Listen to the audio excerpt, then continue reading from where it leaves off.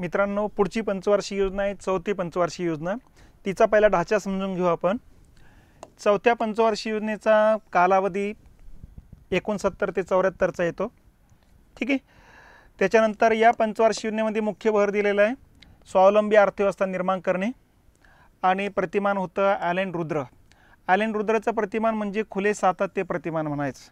ठीक आहे। जगभरात जे काही बदल होत आहे ते खुले मनाने स्वीकारणे आणि जगाची गती या गतीसोबत आपली गती वाढवणे, ते याच्यावरती भर देणारे हे प्रतिमान होतं। आता चौथी पंचवार्षिक योजना सुरू झाली 1969 ला। या अगोदर तिसरी पंचवार्षिक योजना खतम होते 66 ला। तर 66 ते 69 या 3 वर्षांमध्ये वार्षिक योजना येतात। मग या अगोदर चौथ्या पंचवार्षिक योजनेच्या अगोदर या ठिकाणी वार्षिक योजना समजून घेतल्या पाहिजे आपण। ठीक आहे। वार्षिक योजना या ठिकाणी जर बघितलं यांचा कालखंड येतो 1966 ते 69। 66 ते 67 पहिली वार्षिक योजना, 67 ते 68 दुसरी वार्षिक योजना, 68 ते 69 तिसरी वार्षिक योजना। आता वार्षिक योजना का राबवाव्या लागल्या, पंचवार्षिक योजना लगातार का नाही राबवल्या गेल्या, या पाठीमागच्या घटना अगोदर थोड्या समजून घ्यावं लागेल। हे बघा 1965 ला भारत पाकिस्तान युद्ध झालं। युद्धानंतर ताशकंद करार झाला। ताशकंद करार करण्यासाठी लाल बहादूर शास्त्री गेले। लाल बहादूर शास्त्रीने तो करार केला आणि त्या दिवशी रात्री या ठिकाणी त्यांना त्रास झाला आणि त्यामध्ये त्यांचा मृत्यू झालेला आहे। ताशकंदमध्ये त्यांच्या मृत्यूची खबर भारतामध्ये आल्यानंतर भारतामध्ये या ठिकाणी पुढचा पंतप्रधान कोण याच्यावरून वादांग सुरू झालं। कारण भारतामध्ये काँग्रेसमध्ये 2 गट निर्माण झाले, एक मोरारजी देसाईंचा गट आणि एक इंदिरा गांधींचा गट। तर अशा पद्धतीने या गटांना सिंडिकेट इंडिकेट असे नाव पडले होते। काँग्रेस विभागला गेली, पण दुसरे पक्ष जे होते छोटे छोटे होते, त्यामुळे त्यांचा इथं काही रोल राहणारच नव्हता। जे काही येणार होते काँग्रेस येणार होते, फक्त कुठला गट येणार होता हा एक वादाचा मुद्दा होता। तर या कालखंडामध्ये मोरारजी देसाईंचं मत होतं की मी आता सिनियर असल्यामुळे मला या ठिकाणी पद मिळालं पाहिजेत। तर इंदिरा गांधींचं मत होतं की पंडित नेहरूंचं या ठिकाणी त्यांच्यासमोर प्रभाव होता आणि पंडित नेहरूंचे बरेच समर्थक वर्गांनी इंदिरा गांधींचे पाठराखण केली होती, म्हणून त्यांची भावना होती की या ठिकाणी आपल्याला ते पद मिळावं। आणि यातून मग इंदिरा गांधींना काठावरचं कसं तरी बहुमत भेटलंय आणि त्यांनी सरकार स्थापन केलेले। आता एका बाजूला सरकार जरी स्थापन झालं असलं तरी काठावरचं आहे, तर राजकीय अस्थिरता थोडक्यात कधी पण एखादा खासदार इकडे तिकडे झाला तर सरकार कोसळू शकतं, त्यामुळे राजकीय अस्थिरतेचा हा कालखंड आहे। दुसऱ्या बाजूला 1965 ला सुरू झालेला दुष्काळ 1968 पर्यंत चाललेला आहे, 67 पर्यंत चाललेला आहे। 65 ते 66, 66 ते 67 असे 2 वर्षे दुष्काळाचा कालखंड आहे। त्यामुळे एका बाजूला आर्थिक स्थिती बिकट झाली, एका बाजूला राजकीय स्थिती बिकट आहे। आर्थिक आणि राजकीय बिकट परिस्थितीमुळे या ठिकाणी तिसरी पंचवार्षिक योजना लागू करण्यासाठीची ताकद आपल्याकडे नव्हती।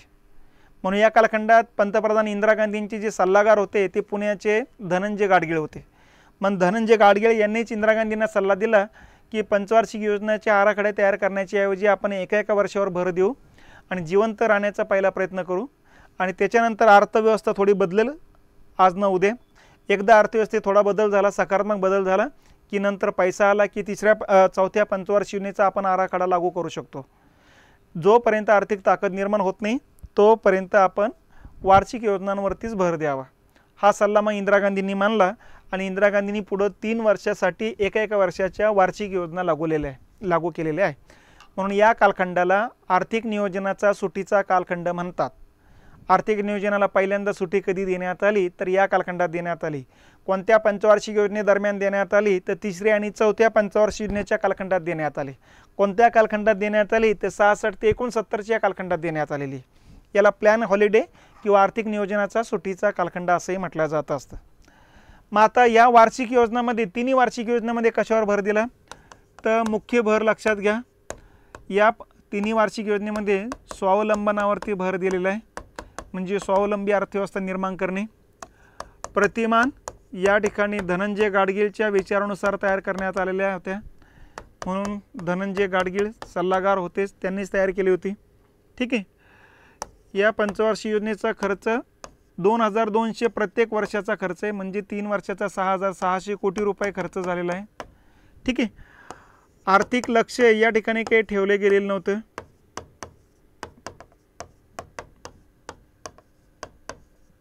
लक्ष ठेवलेलं नव्हतं, परंतु प्रत्यक्षात साध्य जे झालेले 3.7% झालेले. तर बऱ्यापैकी या तिन्ही वार्षिक योजनेमध्ये यश मिळवताना दिसतो आपण. तर अशा पद्धतीनं या ठिकाणी हा आराखडा या ठिकाणी आहे आणि हा आराखडा ज्यावेळेस 3च वर्षाकरता लागू झालेला आहे. याच्यातला खर्च वगैरे निश्चित झाला. एका वर्षाच्या वार्षिक योजना होत्या यामध्ये. मग आपल्याला माहिती आहे की जास्त काही कार्यक्रम हातात घेता नाही आले कारण तेवढा पैसा नव्हता. मग ज्या काही घटना घडामोडी त्या लक्षात घ्या. 1966ला कुटुंब नियोजन कार्यक्रम जो होता, कुटुंब कल्याण कार्यक्रम, हा कुटुंब कल्याण कार्यक्रम झेडपीकडे देण्याचा धोरणात्मक निर्णय या कालखंडात होताना दिसतो. तर कुटुंब कल्याण कार्यक्रम झेडपीकडे केव्हा देण्यात आला तर 1966ला देण्यात आलेला आहे. तर ह्या कालखंडातली ही पहिली एक घटना लक्षात ठेवा.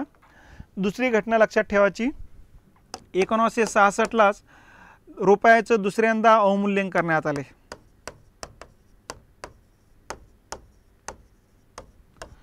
आता अवमूल्यन म्हणजे काय तर विदेशी चलनाच्या तुलनेत आपल्या रुपयाचं मूल्य म्हणजे डॉलरच्या तुलनेत आपलं रुपयाचं मूल्य कायद्याने कमी करण्यात आले. थोडक्यात या ठिकाणी समजून घ्यायचं, 20 रुपयाला डॉलर होते, आता 30 रुपयाला डॉलर बनला.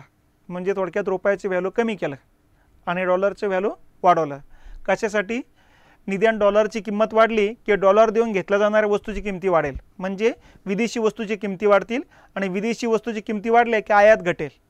आणि दुसऱ्या बाजूला विदेशी लोकांना भारतीय चलन स्वस्त पडेल, पर्यायाने भारतीय वस्तू पण स्वस्त पडतील, त्यामुळे आपली निर्यात वाढेल. तर आयात घटून निर्यात वाढवण्यासाठी अवमूल्यन करावं लागलेलं आहे. तर असे अवमूल्यन आपण 3 वेळेस केले. पहिल्यांदा 49ला 30.5% अवमूल्यन केलं, दुसऱ्यांदा 66ला 36.5% अवमूल्यन केलेले, तिसऱ्यांदा 1991ला 21.5% अवमूल्यन केलेले. तर अशा 3 वेळेस या ठिकाणी अवमूल्यन आपण केल्याचं दिसतंय. ठीक आहे. तर अवमूल्यन एक घटना आणि कुटुंब कल्याण कार्यक्रम झेडपीकडे देणे ही दुसरी घटना. ह्या 2 घटना लक्षात ठेवा. याच्या व्यतिरिक्त 65-66 या कालखंडात ही या ठिकाणी दुष्काळ राहिलेला आहे. 66-67 दुष्काळ राहिलेला आहे. पण 67-68 आणि 68-69 या 2 वर्षी या ठिकाणी पाणी पाऊस बरा झाला. त्यामुळे अन्नधान्याच्या उत्पादनात भरमसाठ वाढ झाली. कारण हरित क्रांतीचा प्रचार मोठ्या प्रमाणात गावागावापर्यंत जाऊन पोहोचला होता. 2 वर्ष अगोदर पाणी पाऊस नसल्यामुळं चित्र दिसत नव्हतं. आता चित्र दिसायला सुरुवात झाली. अर्थव्यवस्था बऱ्यापैकी स्थिर स्थावर झाली आणि अर्थव्यवस्था जशी स्थिर स्थावर झाली तसं मग आपण 4थ्या पंचवार्षिक योजनेचा आराखडा तयार केला आणि तो 1969ला लागू केलेला आहे. तर अशा पद्धतीनं हा मधला आर्थिक नियोजनाचा सुट्टीचा हा कालखंड येतो बघा, वार्षिक योजना म्हणतो आपण त्याला. ठीक आहे. मग आता 4थी पंचवार्षिक योजनेचा आराखडा तयार केला आणि ती लागू केला 69 ते 74 या कालखंडामध्ये. ठीक आहे. मग या 4थ्या पंचवार्षिक योजनेत भर कशावर दिला तर मुख्य भर दिला स्वावलंबी अर्थव्यवस्था निर्माण करणे. त्याच्यानंतर प्रतिमान ठेवलं गेलं होतं आयलँड रुद्राचं. ठीक आहे. आयलँड रुद्राचं प्रतिमान या ठिकाणी इंदिरा गांधींच्या ज्या वेळेस इंदिरा गांधी पंतप्रधान होत्या त्या 3ही पंचवार्षिक योजनेच्या कालखंडात आयलँड रुद्राचंच प्रतिमान होतं, 4थी, 5वी आणि 6वी. आणि यांचं प्रतिमान काय होतं तर खुले सातत्य प्रतिमान. जगभरातला जो बदल आहे, वेग आहे, ते खुले मनानं ॲक्सेप्ट करा अशा प्रकारचं ते प्रतिमान म्हणून. ठीक आहे. आणि यांच्या प्रतिमानावर आधारितच गाडगीळ यांनी तो आराखडा तयार केलेला आहे. या पंचवार्षिक योजनेत आता घोषवाक्य देण्यात आलेले. ठीक आहे. आता घोषवाक्य 5 पंचवार्षिक योजनेत देण्यात आलं. 12 पंचवार्षिक योजनेपैकी योजनेमध्ये त्या 12 पैकी 5 पंचवार्षिक योजनेत घोषणा देण्यात आली. त्यापैकी पहिली पंचवार्षिक योजना 4थी. आता हे घोषवाक्य काय, एखादं युद्ध आपल्याला जिंकायचं असेल तर कुठला तरी नारा द्यावा लागतो. लोकांच्या मनामध्ये, सैनिकांच्या मनामध्ये स्फुल्लिंग तयार व्हावं, काय प्रेरणा तयार व्हावी यासाठी. तर यासाठी आपण इथं घोषवाक्य दिलं होतं स्थैर्याचा आर्थिक विकास. म्हणजे तेजी आणि मंदीपासून देशाला वाचवायचं, स्थिरता निर्माण करायची आणि स्थिरता निर्माण केल्यानंतर आर्थिक विकासाची गती वाढवायची. तर स्थैर्यासह आर्थिक विकास म्हणायचा आपण त्याला. आलं लक्षात. तर हे घोषवाक्य या ठिकाणचं आहे. इथं घोषणा दिली होती 1971ला गरिबी हटाव म्हणून. एक वेळेस प्रश्न होता गरिबी हटावची घोषणा कोणत्या पंचवार्षिक योजनेच्या कालखंडात देण्यात आली तर 4थ्या पंचवार्षिक योजनेच्या कालखंडात देण्यात आली. पण गरिबी हटावची अंमलबजावणी काही 4थ्या पंचवार्षिक योजनेत झालेली नाही, कारण 4थी पंचवार्षिक योजना अगोदर सुरू झालेली 69ला. म्हणून मग गरिबी हटावचा अंमलबजावणी प्रत्यक्षात झाली 5व्या पंचवार्षिक योजनेमध्ये. ठीक आहे. ते गरिबी हटावचा नारा दिला 4थीमध्ये, अंमलबजावणी 5वीमध्ये. त्याच्यानंतर या योजनेचं आर्थिक उद्दिष्ट जे काही ठेवलेली आहेत ते लक्षात घ्या.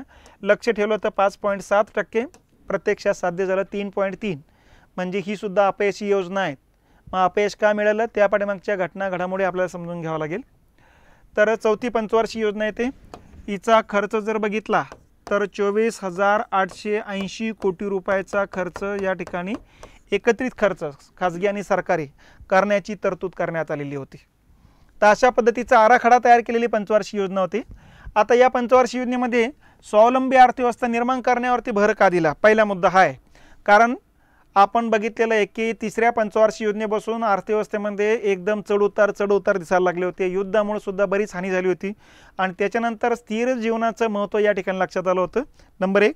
नंबर 2, वेगवेगळ्या देशांचं या ठिकाणी सहकार्य असणं गरजेचं आहे, परंतु सहकार्य नसेल तर मग या ठिकाणी आपल्या अडचणी आणखीन वाढू शकतात. म्हणून इथे लक्षात आलं होतं केव्हाही युद्ध होऊ शकतं.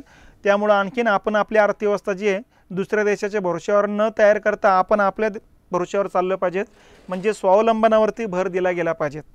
म्हणून या पंचवार्षिक योजनेमध्ये स्वावलंबी अर्थव्यवस्था निर्माण करणे यावरती भर दिला गेलेला आहे. मग आता या ठिकाणी ही 24,880 कोटी रुपयाचं टार्गेट जे होतं हे कोणत्या कोणत्या क्षेत्रावरती खर्च करण्यात आलं आता ते लक्षात घ्यायचं आपल्याला. ठीक आहे.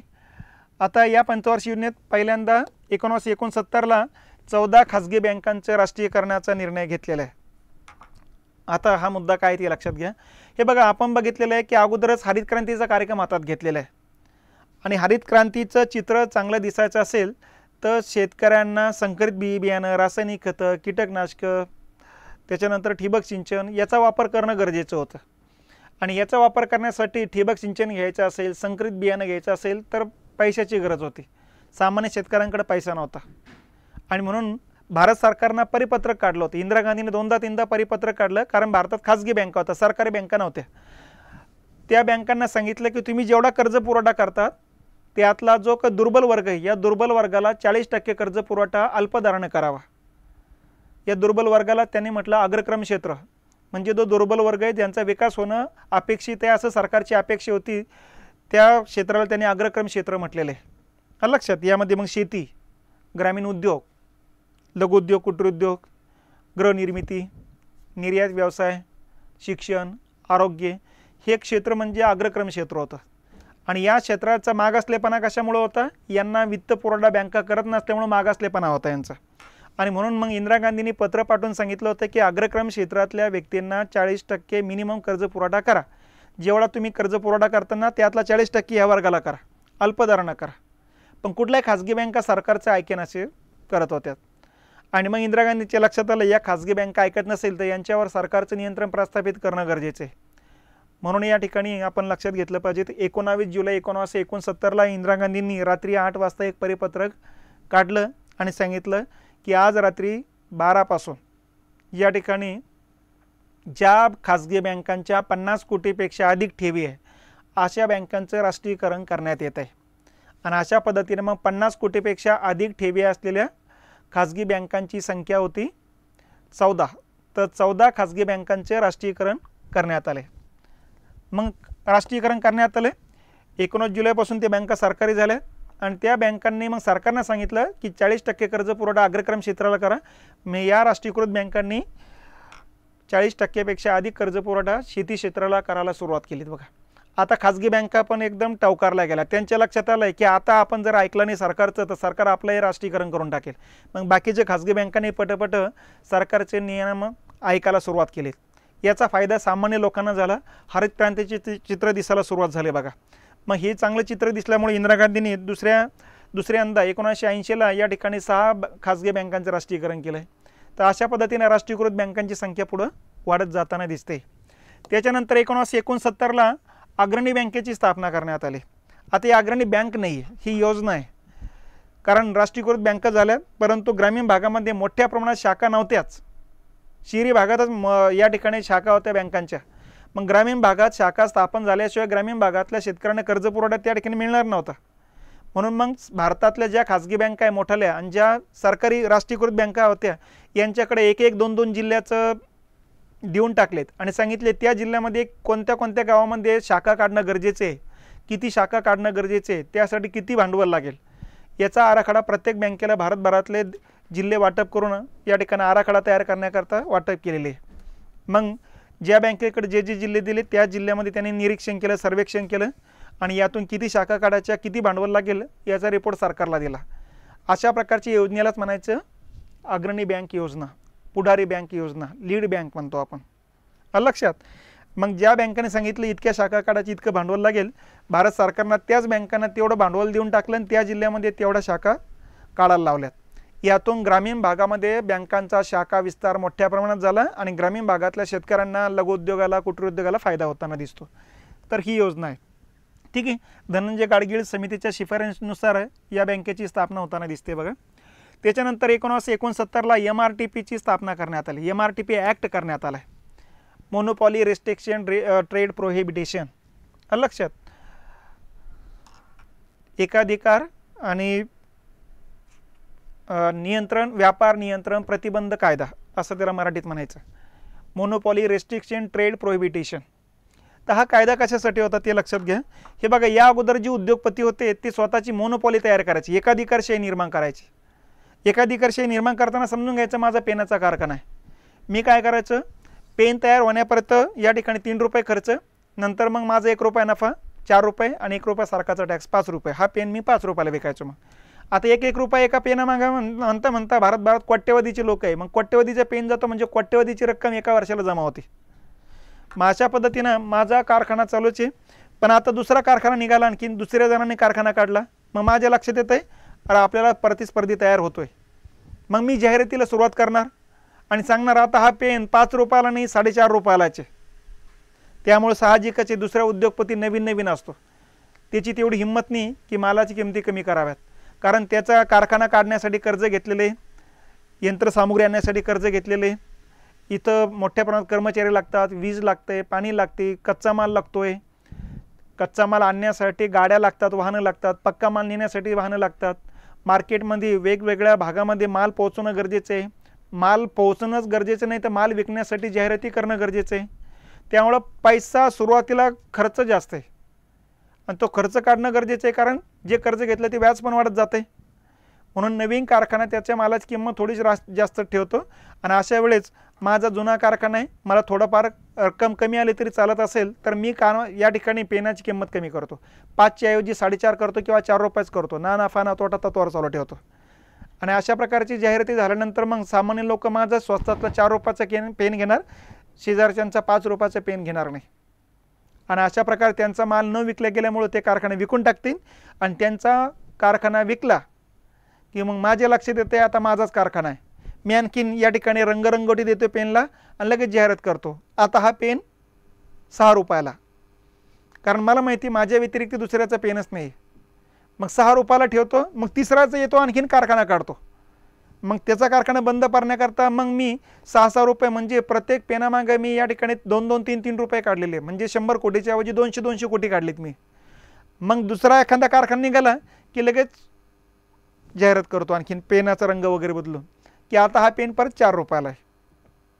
आणि मग दुसऱ्याचा पेन 6 रुपयाला जरी ठेवला, आपला 4 रुपयाला असेल तर त्यांचा माल विकला जात नाही आणि त्यांचा कारखाना बंद झाला की परत हा पेन 10 रुपयाला. तर अशा पद्धतीनं स्वतःची मोनोपॉली तयार करण्याचं काम उद्योगपती करत होते. इंदिरा गांधींची हीच गोष्ट लक्षात आली, म्हणून इंदिरा गांधींनी हा कायदा केला आणि सांगितलं 100 कोटीपेक्षा अधिक भांडवल असलेले जे काही कारखानदार आहेत, या कारखानदारांना या ठिकाणी नवीन कारखाना काढायचा असेल तर सरकारची परवानगी घ्या. त्या परवानगीशिवाय या ठिकाणी कारखाना काढता येणार नाही. नंबर 1. दुसरा विस्तार, त्याच कारखान्याचा विस्तार करायचा असेल तर परवानगी घ्या, त्याशिवाय या ठिकाणी तुम्हाला विस्तार करता येणार नाही. तर अशा पद्धतीनं मोनोपॉली तयार करणाऱ्या उद्योगपतींवर नियंत्रण आणणारा कायदा होता. लक्षात, 100 कोटीपेक्षा अधिक भांडवल असलेल्या उद्योगपतींसाठी लागू होता, सगळ्यांसाठी नव्हता. ठीक आहे. तर हा कायदा पुढं 2000ला रद्द करावा लागला आणि त्याच्याऐवजी 2002ला कॉम्पिटिटिव्ह ॲक्ट नावाचा नवीन कायदा करावा लागलेला आहे. तर हा कायदा या कालखंडातला आहे. 1971ला गरिबी हटावची घोषणा देण्यात आली होती. आता ही घोषणा का देण्यात आली? 1971चं इलेक्शन लागलं होतं बघा. इलेक्शनमध्ये निवडणुकीमध्ये इंदिरा गांधींनी हा नारा दिला होता की दारिद्र्यरेषेखालील लोकांचं उच्चाटन करणं, त्यांना दारिद्र्यरेषेच्या वरती आणणं आमचं टार्गेट आहे, म्हणून गरिबी हटाव अशा प्रकारची घोषणा दिली होती. या घोषणेमुळे इंदिरा गांधींना बहुमत मिळालं आणि त्यांचं सरकार परत स्थानापन्न झालं होतं. म्हणून इंदिरा गांधींनी 5व्या पंचवार्षिक योजनेमध्ये या घोषणेवरती अंमलबजावणी केल्याचे दिसते. तर 71ची घटना आहे. 73ला आवर्षण प्रवहन विकास कार्यक्रम सुरू करण्यात आला. Drought prone area programme, DPAP म्हणतो आपण त्याला.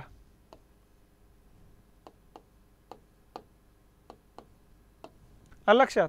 भारतातला जो कायमस्वरूपी दुष्काळी एरिया आहे, जसं पश्चिम घाटाच्या पूर्वेकडचा एरिया पठारावरचा, आलं लक्षात, नगर, सोलापूर हा जो पट्टा आहे, तर या पट्ट्यामध्ये 2-3 वर्षातून एकदा दुष्काळ असतो, कारण पाणीपाऊस सर्वात कमी असतो इथं. त्यानंतर पश्चिम राजस्थान, तर या असे जे पट्टे आहेत, या पट्ट्यासाठी कायमस्वरूपी रोजगार देणारा कार्यक्रम म्हणजे DPAP म्हणजेच अवर्षण प्रवण विकास कार्यक्रम म्हणतो आपण, 73ला सुरू करण्यात आलेला आहे बघा. तर याच पंचवार्षिक योजनेत सुरू करण्यात आला. आज पण हा कार्यक्रम चालूच आहे. त्याच्यानंतर 73ला फेरा नावाचा ॲक्ट संमत करण्यात आला, फॉरेन एक्सचेंज रेग्युलेटिंग ॲक्ट, परकीय चलन नियंत्रण कायदा म्हणतो आपण. कारण परकीय चलन या कालखंडात महत्त्वपूर्ण होतं आणि निर्यात व्यापाऱ्यांनी परकीय चलन जर स्वतःकडे ठेवलं तर सरकारला वस्तू आयात करण्याकरता परकीय गंगाजळी कमी पडत होती. त्यामुळे सरकारनं हा कायदा केला 47ला, पण त्याची कडक अंमलबजावणी केली 73 पासून. म्हणून 73चाच कायदा मानला जातो.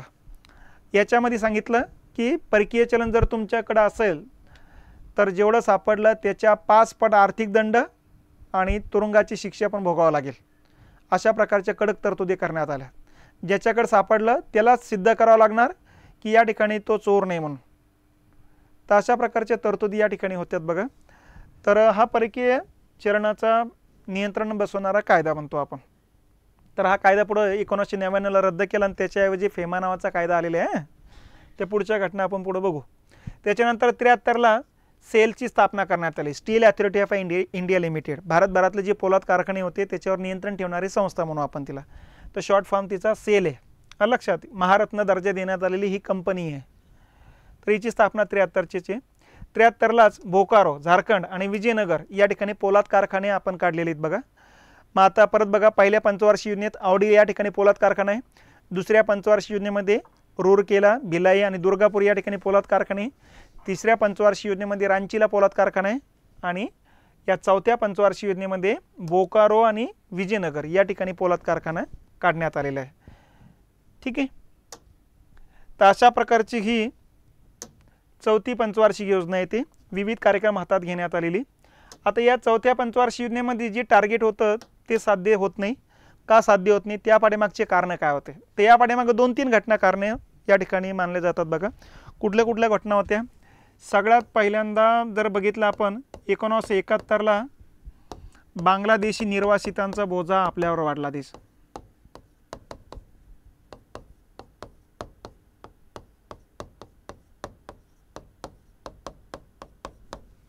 हा बोजा आपल्यावर वाढताना दिसतो बघा. ठीक आहे. म्हणजे नेमके काय आहे ते पण लक्षात घ्या. हे बघा, आपल्याला माहिती आहे 1947ला भारताची फाळणी झाली आणि मग पश्चिमेकडचा भाग पश्चिम पाकिस्तान आणि पूर्वेकडचा भाग पूर्व पाकिस्तान अशी 2 भागात विभागणी होती. आणि हे दोन्ही मिळती एकच देश तयार होतो, पाकिस्तान. पण या 2 भागातल्या लोकांचं जमत नाही, कारण या भागातले लोक बंगाली भाषिक आहे, ही उर्दू भाषिक आहे.